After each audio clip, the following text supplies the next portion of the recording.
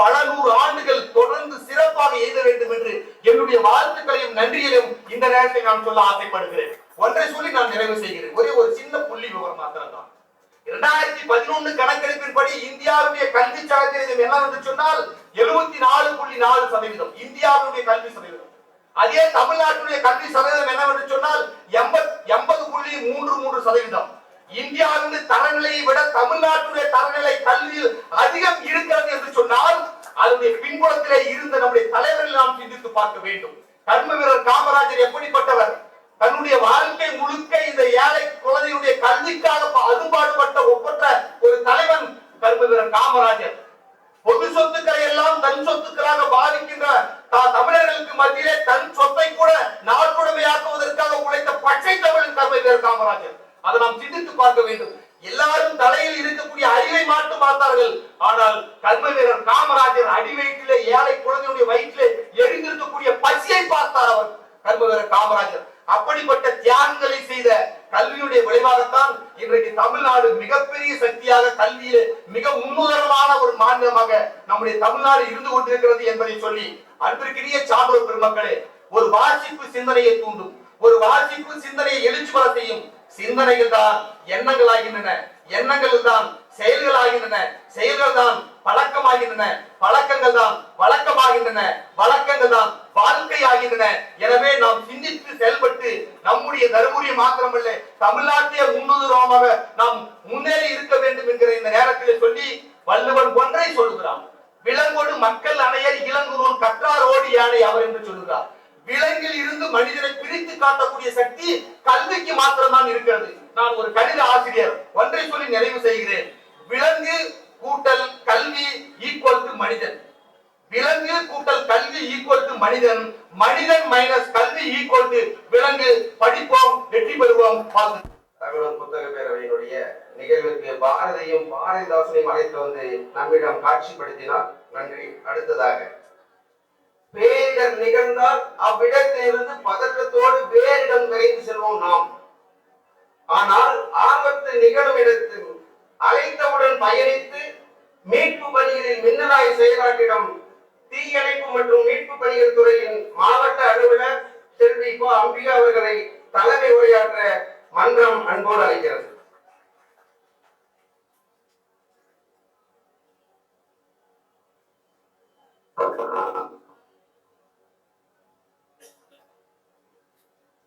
தாயெனப்படும் தமிழை வணங்கி தருமபுரி மாவட்ட நிர்வாகம், பொது நூலகத்துறை, தகவல் புத்தக பேரவை, பாரதி புத்தகாலயம் இணைந்து நடத்தும் 7ஆம் ஆண்டு புத்தக திருவிழா 26/9/2025 அன்று நமது மதிப்பிற்கும் மரியாதைக்கும் உரிய மாவட்ட ஆட்சியர் அவர்களால் துவக்கி வைக்கப்பட்டு நாள்தோறும் புது புது தலைப்புகளில் பல்வேறு அறிஞர்களாலும் எழுத்தாளர்களாலும் கவிஞர்களாலும் சீரும் சிறப்புமாக நடைபெற்று வருகிறது. 9ஆம் நாளான இன்று தலைமையாற்ற எனக்கு இந்த வாய்ப்பை நல்கிய மரியாதைக்கும் மதிப்பிற்கும் உரிய மாவட்ட ஆட்சியர் அவர்களுக்கும், வரவேற்புரை ஆட்சி அமர்ந்திருக்கும் நூலகர் சி சரவணன் தலைவர், தருமபுரி மாவட்ட படைப்பாளர் பதிப்பாளர் சங்கம் அவர்களுக்கும், சிறப்பு அழைப்பாளர்கள் திரு TNV செல்வராஜ் TNV குழுமம் அவர்களுக்கும், திரு சு தீபக் குமார் லட்சுமி கார்பரேஷன் ஆளூர் அவர்களுக்கும், திரு தகவல் தமிழ்தாசன் கம்பெனி தமிழ் கழகம் அவர்களுக்கும், கற்பனைக்கு எட்டாத கற்பனை என்ற தலைப்பில் சிறப்புரை ஆற்றி நம் பேச்சாளர்களால் நம்மை கற்பனை உலகிற்கு சிறகடித்து அழைத்து செல்லவிருக்கும் தமிழ் ஆவணப்படை இயக்குனரும் தயாரிப்பாளரும் எழுத்தாளர் மற்றும் பேச்சாளர் என பன்முகங்களை கொண்ட மரியாதைக்குரிய திரு பாரதி கிருஷ்ணகுமார் அவர்களுக்கும், சிறப்புமிகு நிகழ்ச்சியில் முன்னிலை வகிக்கும் திரு வே செல்வகுமார் செல்வா மெடிக்கல் சாரூர் அவர்களுக்கும், மருத்துவர் திரு டி பழனிசாமி செயலாளர் வெற்றி விகாஸ் மெட்ரிக் அவர்களுக்கும், திரு சரவணன் சீட்ஸ் தொண்டு நிறுவனம் அவர்களுக்கும்,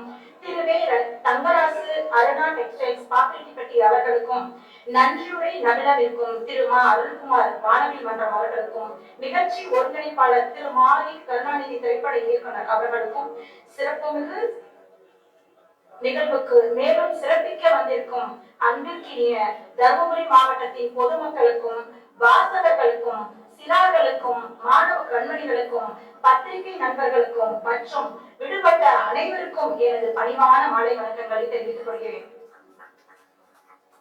ஃபயர் சர்வீஸ்ல இருந்து வந்துட்டாங்க, என்ன அந்த அம்மா பேச போறாங்கன்னு ஒரு ஆவலா இருந்தது. லேட்டா தானே வருவாங்க. பயரெல்லாம் முடிச்சதுக்கு அப்புறம் அப்படி நினைக்காதீங்க. சார் ஆரம்ப அறிமுகத்திலேயே சொல்லிட்டாரு, மின்னல் மாதிரி வந்துருவோன்னு. பக்கத்துலயே ஸ்டேஷன்ல இருந்தா நாங்க மின்னல் மாதிரி வந்துருவோம். தூரமா இருக்கே 30 கிலோமீட்டர் 40 கிலோமீட்டர் போது அந்த வண்டி தேர் மாதிரி தாங்க வரும். தேர் மாதிரி வந்தாதான் தண்ணி இருக்கும். தண்ணி இருந்தாதான் நாங்க ஆபத்தை விரைவாக அமைக்க முடியும். சரிங்களா? பெண்கள் அதிகமாக குழுமி இருக்கிற இந்த நிகழ்வை பார்த்தால் எனக்கு பெருமிதம் கொள்கிறது. அதனால ஒரு பெண் கல்வி சிந்தனையோடு ஒரு பாடலோடு நான் எனது வரவேற்புரையை துவங்க வைக்கிறேன். தலைவாரி பூச்சோடி உன்னை பாடசாலைக்கு போய் என்று சொன்னாலும் நன்மை. தலைவாரி பூச்சோடி உன்னை பாடசாலைக்கு போய் என்று சொன்னாலும் நன்மை. சிலை போல ஏனிங்கு நின்றாய் நீ, சிலை போல ஏனிங்கு நின்றாய் நீ, சிந்தாத கண்ணீரை ஏன் சிந்துகின்றாய்? விலை போட்டு வாங்க முடியும் கல்வி, விலை போட்டு வாங்க முடியும் கல்வி.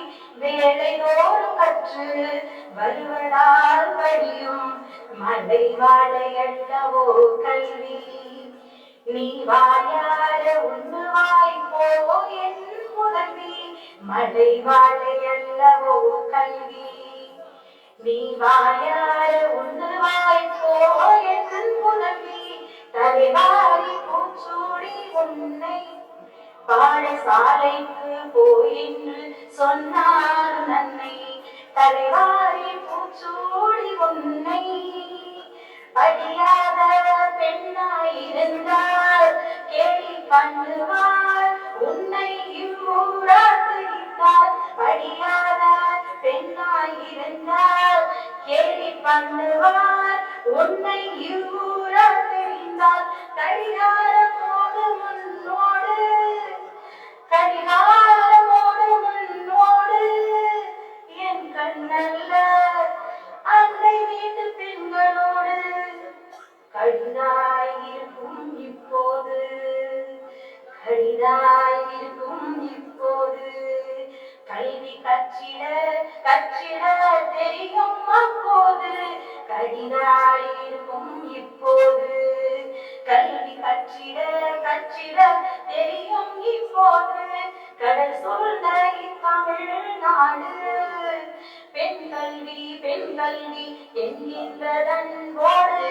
கடல் சூழ்ந்த தமிழ்நாடு பெண் கல்வி என்கின்றதன்போடு.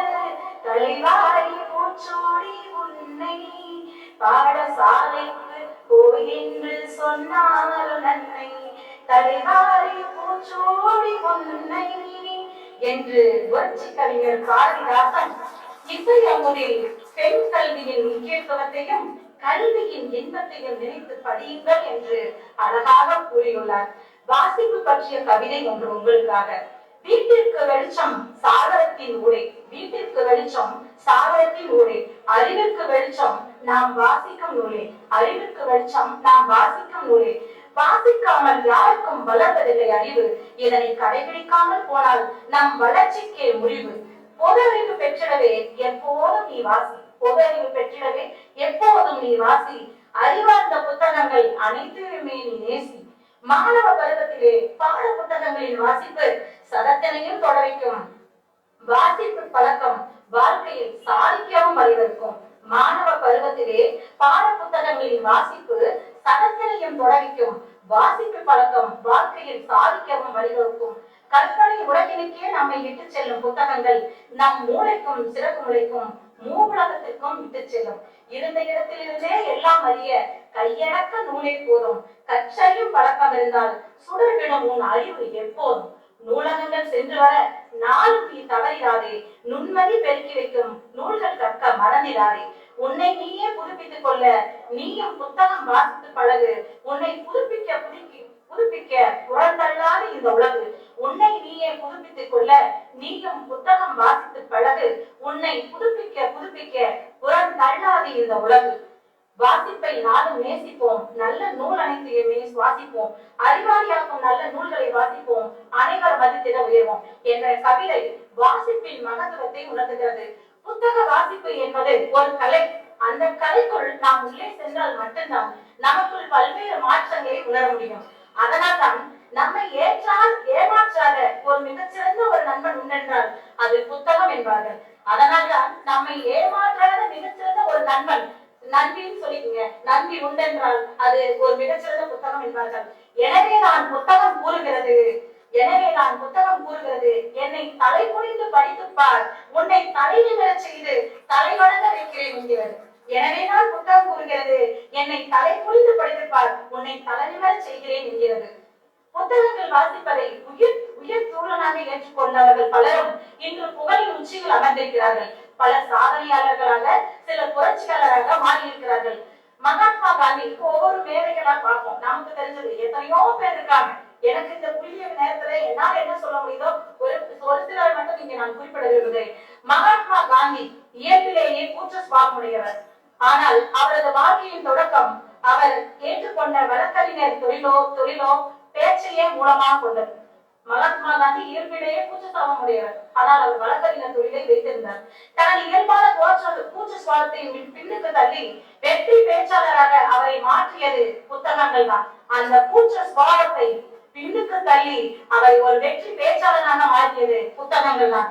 அவர் வாசித்த புத்தகங்களில் லியோ டால்ஸ்டாய் எழுதிய the kingdom of God is within you, கடவுளின் ராஜ்யம் உனக்குள்ளே இருக்கிறது என்ற புத்தகமும், ஜான் ரஸ்கின் அவர்கள் எழுதிய அன்டு திஸ் லாஸ்ட், கடைசி மனிதனுக்கும் என்ற புத்தகமும், ஹென்றி டேவிட் தோரோ எழுதிய சிவில் டிஸ்ஒபீடியன்ஸ் மற்றும் வாலர், குடிமை ஒத்துழையாமை என்ற 3 நூல்களின் பக்கங்களில் தான் காந்தி ஒரு சாம்ராஜ்யத்தை எதிர்த்து போராடி நாட்டிற்கு சுதந்திரம் வென்றெடுக்க தேவையான அறிவுசார் வலிமையை பெற்றார்.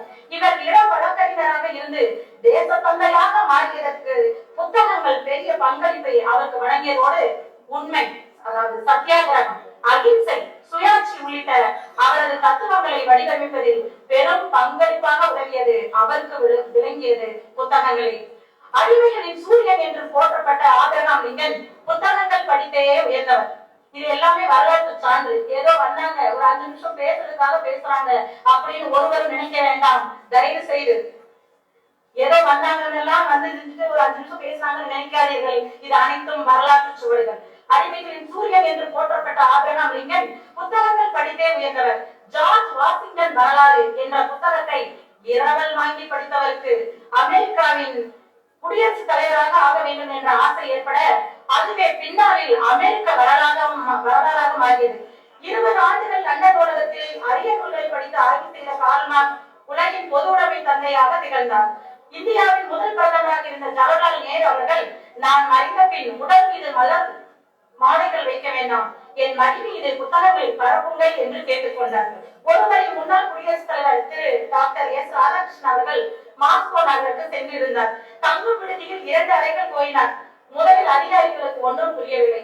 ஒருவர் தானே வந்திருக்கிறார், எதற்கு 2 அறைகள் என்று. 2 அறைகள் அவர் விருப்பப்படி ஒதுக்கப்பட்டன. பிறகுதான் புரிந்தது, தங்குவதற்கு ஒரு அறை, தான் படிப்பதற்காக எடுத்து சென்ற புத்தகங்களுக்கு மட்டும் ஒரு அறை என்று. எவ்வளவு பெரிய நம்ம தமிழர்கள் தானே. தமிழர்லாம் கை தட்டலாமே. கை தட்ட ஒரு எக்ஸசைஸ். நீங்க கை தட்டுங்க. ஒவ்வொரு முறையும் கை தட்டினாதான் நான் பேசுனேன். Very good. அப்பதான் தூங்காம இருக்கவங்க எல்லாம் பக்கத்துல எழுந்திருப்பாங்க. சரிங்களா?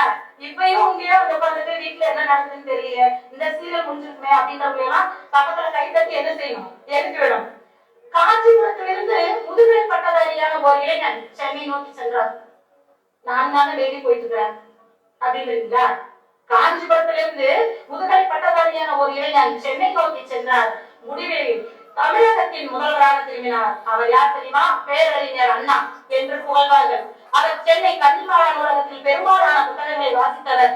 நூலகம் திறக்கும் போது உள்ளே நுழைந்தால் இரவில் நூலகம் மூடப்படும் போதுதான் வெளியே வருவார். நாமெல்லாம் எங்க திறக்கும் போது போறோம், எங்க ரிட்டர்ன் 3 மாசம் எதிர்த்து வரோம்னு நீங்க ஒவ்வொருத்தரும் கேட்டுக்குங்க. இதுக்கு கட்டல இல்லையா? சோ கன்னிமாரா நூலகத்துக்கு நீங்க போக வேண்டாம். தருமபுரியில் இருக்கிற புத்தக திருவிழாவையும் நூலகத்தையும் பயன்படுத்துங்க. நீங்களும் பின்னாளில் உயர்ந்த மனிதராக வரலாம். பேரறிஞர் அண்ணா மருத்துவமனையில் அறுவை சிகிச்சைக்காக அனுமதிக்கப்பட்டிருந்த போதும் அவர் அறியாத நூல் ஒன்றை படித்துக் கொண்டிருந்தார். அந்த நூல் முழுவதையும் படித்து முடிக்க வேண்டும் என்பதற்காக அறுவை சிகிச்சையே ஒரு நாள் தள்ளி வையுங்கள் என்று மருத்துவரிடம் கேட்டுக்கொண்டார். இது வாசிப்பின் மேல் வைத்த நேசத்தை உணர்த்துகிறது அல்லவா? அதனால்தான் தெய்வ புலவர் எந்த பேசினாலும், ஒரு மேடை பேச்சு பேசினாவோ அல்லது சாதாரணமா பேசினாலும் திருக்குறளை தாண்டி நாம் சில கருத்துக்களை விட்டு விட்டு சொல்லவே முடியாது. இதோ வந்து விட்டார் எங்கள் வள்ளுவன். அதனால்தான் தெய்வ புலவர் கல்வி என்னும் அதிகாரத்தில் தொட்டனை தூர் மனக்கேணி மாதற்கு சொல்லுங்க. ஒரு தடவை கொஸ்டின் அங்கே கேட்கலாம். எல்லாரும் ஒன்னாம் கிளாஸ் படிச்சுட்டு தான் வந்திருப்பீங்க. தொட்டனை தூர் மனக்கேணி மாந்தற்கு கற்றனை தூர் அறிவு என்று கூறியுள்ளார். தோன்ற தோன்ற ஊற்று நீர் சுரப்பது போல படிக்க படிக்க வாசிக்க வாசிக்க அறிவும் பெருகிக் கொண்டே இருக்கும். நம் அனைவருக்கும் பிடித்தமான டாக்டர் APJ அப்துல் கலாம் அவர்கள் விஞ்ஞானி மட்டுமல்ல, மிகச்சிறந்த எழுத்தாளரும் கூட. புத்தக வாசிப்பு ஆர்வத்தின் காரணமாக எழுத்தாளராகவும் முத்திரை பதித்தவர். டாக்டர் அப்துல் கலாம் அவர்கள் குடியரசுத் தலைவராக இருந்த காலகட்டத்தில் டெல்லியில் வசித்த காலத்தில் அவரை பயன்படுத்திய பொருட்கள் அனைத்தும் ராமேஸ்வரத்துக்கு ஒரு கண்டெய்னர் மூலம் கொண்டு செல்வதற்காக முடிவு செய்யப்பட்டது. அந்த பொருட்கள் என்ன தெரியுமா? நம்மளா இருந்தா என்ன எடுப்போம்? முதல்ல பீரோல இருந்து நகை, பணம், அதுக்கப்புறம் புத்தகம் மட்டும் வேண்டாம்னு விட்டு வந்துருவோம். ஆனா அவரு அந்த பொருட்கள் என்ன தெரியுமா? கண்டெய்னர் ஏற்றிய புத்தகங்கள் 1000க்கும் மேற்பட்ட புத்தகங்கள். நாட்டின் உயரிய பதவியை வகித்த போதும் அவர் நேசித்ததும் வாசித்ததும் புத்தகங்கள் தான் என்பதை நான் இந்த நேரத்தில் பெருமையோடு சொல்லிக் கொள்ள விரும்புகிறேன். புத்தகங்களின் நன்மையை உணர்ந்ததால் தான் அப்துல் கலாம் ஐயா அவர்கள் சொன்னார், புத்தகம் படிக்கும் பழக்கம் உள்ளதால் சிந்தனை திறன் வளரும். புத்தகம் படிக்கும் வந்தால் சிந்தனை திறன் வளரும். சிந்திக்கும் திறன் வளர்ந்தால் அறிவு பெருகும். சிந்திக்கும் திறன் வந்தால் அறிவு பெருகும். அறிவு பெருகினால் முன்னேற்றம் பெருகும் என்று கூறினார். எனவே புத்தகம் வாசிக்கும் பழக்கத்தை நாம் ஒவ்வொருவரும் வளர்த்து கொள்ள வேண்டும். ஒருமுறை ஆல்பர்ட் ஐன்ஸ்டீனிடம் உலகின் மிகச்சிறந்த கண்டுபிடிப்பு எது என்று கேட்டார்கள். அவர் சிறிதும் யோசிக்காமல் புத்தகம் என்று பதிலளித்தார். தூக்கு மேடைக்கு செல்லும் வரை புத்தகம் வாசித்துக் கொண்டே இருந்தார் பகத்சிங். என்று வாசிப்பதையே சுவாசமாய் கொண்டிருந்த பல அறிஞர்களை, மேதைகளை சொல்லிக்கொண்டே போகலாம். அவங்களுக்கு இந்த ஒரு நாள் அரை மணி நேரம் இந்த வரவேற்புரை பார்த்தாலே பத்தாது, தலைமையுறையோ வரவேற்புரையோ பத்தாது. நாம் கேட்டோ பார்த்தோ படித்தோ அறிந்து கொண்ட நாம் வியந்து பார்க்கும் ஆளுமைகள் அனைவரும் வாசிப்பால் மேன்மை அடைந்தவர்களே என்பதை நாம் உணர வேண்டும். மாணவர்களாக இருந்தாலும் முன்னேற துடிக்கும் இளைஞர்களாக இருந்தாலும் நாம் வியந்து பார்க்கும் ஆளுமைகளைப் போல் நாமும் வர வேண்டும் என்று நினைத்தால் கூட அவர்களோடு நாம் நேரில் உடன் பயணிக்கவே முடியாது. அப்துல் கலாம் ஐயா மாதிரி வரணும், சரிங்களா, நான் இவங்கள மாதிரி வரணும், அவங்கள மாதிரி வரணும் நீங்க நினைச்சா கூட அவங்க பக்கத்துல சேர் போட்டு அவங்க வாழ்க்கையோடு பயணிக்க முடியாது. அது ஒரே ஒரு வழி உண்டு.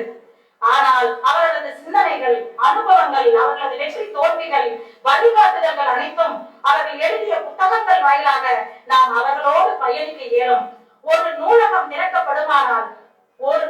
திறக்கப்படுமானால் 100 சிறைச்சாலைகள் மூடப்படும் என்று கூறினார் மேலை நாட்டு அறிஞர். தினமும் குறைந்தது 30 நிமிடங்களாக வாசிப்பதற்காக ஒதுக்க வேண்டும். வாசிப்பு பழக்கத்தை சிறு வயதிலிருந்தே பெற்றோர்கள் ஊக்குவித்தால் தான் வாசிப்பின் முக்கியத்துவத்தை வருங்கால இளைய தலைமுறை சமூகம் பின்பற்றுவார்கள். தங்கள் குழந்தைக்கு சிறந்த புத்தகங்களை பரிசளிப்பது, நூலகங்களுக்கு அழைத்து செல்வது, புத்தக திருவிழாவுக்கு அழைத்து செல்வதன் மூலம் குழந்தைகளிடையே வாசிப்பு பழக்கத்தின் முக்கியத்துவத்தை உணரச் செய்யலாம். கைபேசி தேவையற்ற வலைதளங்கள், இணையதளமே கூடாதுன்னு நான் சொல்றத கரெக்டா புரிஞ்சுக்கணும். கைபேசி தேவையற்ற வலைதளங்கள் என்று நம் கண்களுக்கும் மனதிற்கும் தீங்கு விளைவிக்கும், வாழ்க்கை சீரழிக்கும் தேவையற்ற தளங்களில் நேரத்தை விரயமாக்காமல் புத்தகங்களை வாசிப்பதன் மூலம் அறிவு சிந்தனையை மேம்படுத்தலாம். என்கிட்ட நான் பேஸ்புக்ல இருக்கேன். நான் 2021 தான் பேஸ்புக் இன்ஸ்டால் பண்ணேன். அவங்க பேஸ்புக் இன்ஸ்டால் பண்ணி யூனிஃபார்ம்ல போட்டாலும் நிறைய பேர் மெசேஞ்சர்ல என்ன செய்யறாங்க, மெசேஜ் போடுறாங்க. மேடம் எப்படி படிக்கிறீங்க, எப்படி நீங்க குரூப் ஆனீங்க, எப்படி நீங்க UPSC படிக்கிறீங்க, எங்களுக்கு கொஞ்சம் அந்த படிக்கிற புத்தகம் எல்லாம் கொஞ்சம் ரெஃபர் பண்ணுங்க சொல்லுங்களேன். நான் ஒரே ஒரு பதில் சொன்னேன், சமூக வலைதளங்களை விட்டு ஒழித்து விடுங்கள், இன்ஸ்டாலையும் பேஸ்புக்கையும் முதல்ல அன்இன்ஸ்டால் பண்ணுங்கள் அப்படின்னு சொன்னேன். ஏன் அப்படின்னா அதுல நேரத்தை செலுத்திட்டு இருக்காங்க. என்னுடைய படிப்பு சமூக வலைதளங்களில் இருக்கிறது எங்களுடைய சமுதாயம் நினைத்துக் கொண்டிருக்கிறது. சோ நம்ம இந்த சமூக வலைதளங்களை தேவையில்லாமல் பயன்படுத்த தவிர்த்தாவே நமக்கு வெற்றி நிச்சயம் என்பதை இந்த சொல்லிக் கொள்ள விரும்புகிறேன். உங்களது வெற்றிக்கான வழியை சமூக வலைதளங்களில் தேடாதீர்கள், புத்தகங்களில் தேடுங்கள். எனவே சமுதாயத்தை சீர்படுத்த வாசிப்பு பழக்கத்தை நடைமுறைக்கு கொண்டு வர வேண்டும். சினிமா பாடல் போல் ஒரே நாளில் நாம் உயரத்துக்கு வந்துவிடவே முடியாது. சூரிய வம்சத்துல படத்துல ஒரு தடவை அது படிப்பாங்க, IAS ஆவாங்க, அடுத்த பாட்டு முடிஞ்சோடனே IAS ஆயிடுவாங்க. அந்த மாதிரி எல்லாம் முடியாது. கொஞ்சம் கொஞ்சமாக வாசிப்பு பழக்கத்தை ஏற்படுத்தி சொல்லி அதன் மூலம் பின்னாளில் வெற்றிகளை படிக்க முடியும். வாசிப்பு பழக்கம் தியானத்திற்கு இணையானது. வாசிப்பு பழக்கம் தியானத்திற்கு இணையானது. மனமகிழ்ச்சிக்கு உகந்தது. வாசிப்பு பழக்கம் அறிவை தருகிறது, தன்னம்பிக்கையை தருகிறது, மனிதனை மனிதனாக மாற்றுகிறது, நற்பண்புகளை வளர்க்கிறது, அன்பை தருகிறது, நினைவாற்றலை தருகிறது. தேவையற்ற சிந்தனைகளிலிருந்து விடுபடவும் நம் மனநலன் காக்கவும் வாசிப்பு பழக்கம் வழிவகுக்கிறது. அதிகமான பூக்கள் வேண்டும் என்றால் அதிகமான செடிகளை நடவு செய்ய வேண்டும். அறிவாற்றல் வேண்டும் என்றில் அதிகமான புத்தகங்களை வாசிக்க வேண்டும். புத்தகங்களோடு உரையாடுவோம், புத்தகங்களோடு உறவாடுவோம் என்று கூறி நல்லதொரு வாய்ப்புக்கு நன்றி கூறி விடுகிறேன். நன்றி, வணக்கம்.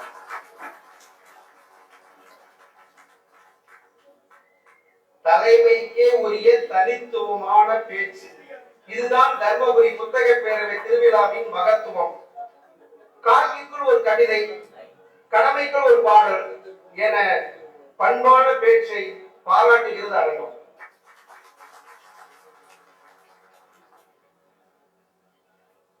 புவிமணக்கும் வாழ்த்தோரின் எழுத்து வன்மை, பூரிக்கும் சிசரோவின் பேச்சு வன்மை, கனிமணக்கும் பாரதியின் கவிதை வன்மை என அனைத்தும் நிரம்பிய திருமிகு பாரதி கிருஷ்ணகுமார் அவர்கள் தேன் கலந்து சுவையூட்டி, திணை சேர்த்து அமுதூட்டி, ஊன் கலந்து உயிரூட்டி, கற்பனைக்கு எட்டாத கற்பனை எனும் தலைப்பில் சிறப்புரையாற்ற இருக்கின்றார். இன்றைய நாளில் மலர்கள் தோறும் மகர்ந்த தேன் தேடும் வண்டினை போல ஒவ்வொரு மேடையிலும் புதிய புதிய குறிப்புகளை கொண்டு வந்து கேட்பவர்களை வியப்பில் ஆழ்த்துகின்ற வியத்தகு ஆளுமை அவர். அருகில் இருக்கும் அப்பத்தாவை நாம் அவ்வப்பொழுது சென்று பார்க்கிறோமோ இல்லையோ, ஆண்ட்ராய்டு செல்லில் இருக்கும் இவரின் அப்பத்தாவை படிக்கும் பொழுதெல்லாம் உறவுகளின் உணர்வுகளை ஒவ்வொன்றாய் படம் பிடித்து சொல்லும் பாங்கு நமக்கு தெரியும். எங்கிருந்தால் என்ன என்றால் ஒரு நாள் இவரின் ராமையாவின் குடிசைக்கு தான் சென்று வருகிறேன். இவரின் சிறப்பு என்னவென்று தெரியும். உலகின் மிகச்சிறிய கதையை சொல்கிறேன் என்று சொல்லி நிக்கோல் கொலக்சோவின் பெரிய மீன் சிறிய மீன் கதையை படித்து பாருங்களேன். இன்றைய கார்ப்பரேட் வணிகம், சர்வதேச வர்த்தகம் பற்றி அறிந்து கொள்ள நமக்கு ஒரு வாய்ப்பு. என்று தனியும் என்று ஏக்கம் நமக்கு இருக்கிறதோ இல்லையோ, ஐயா பாரதி கிருஷ்ணகுமார் ஐயா நிறையவே இருக்கிறது. அது அவரின் ஒவ்வொரு எழுத்திலும் பேச்சிலும் தெரிகிறது. ஐயப்ப மாதவன் கோயம்புத்தூரை சேர்ந்த ஒருவர் ஐயா பாரதி கிருஷ்ணகுமார் பற்றி எழுதியுள்ள ஒரு வாசகம். இவர் ஒன்றிலிருந்து ஒன்றாய் பலவாய் பல்பெருகி ஓடும் நதியாய், ஓடத்தை போல அவர் பேச்சின் வேகம் இருக்கும். நதி கூட ஓடும் வழியில் பாறைகளை மோதி விலகி செல்லும். ஆனால் அண்ணனின் பேச்சு பாறைகளற்ற ஓடை நதியை போன்றது என்று சொல்லுவார். இவருடைய மாணவன் ஒருவர் சொல்லுவார், அதெல்லாம் ஐயா அடிக்கோட்டு வேணான்னு சொல்லிட்டாரு. இத்தகைய ஆளுமை இன்றைக்கு தர்மபுரியினுடைய புத்தக திருவிழாவில் நம்ம எல்லாம் தன்னுடைய பேச்சால் இப்படி கூட ஒரு பேச்சாளர் பேச முடியுமா என்று வியப்பில் ஆழ்ந்து வருகிறார். ஐயா அவர்களை வருக என்று அன்போடு அழைக்கின்றோம்.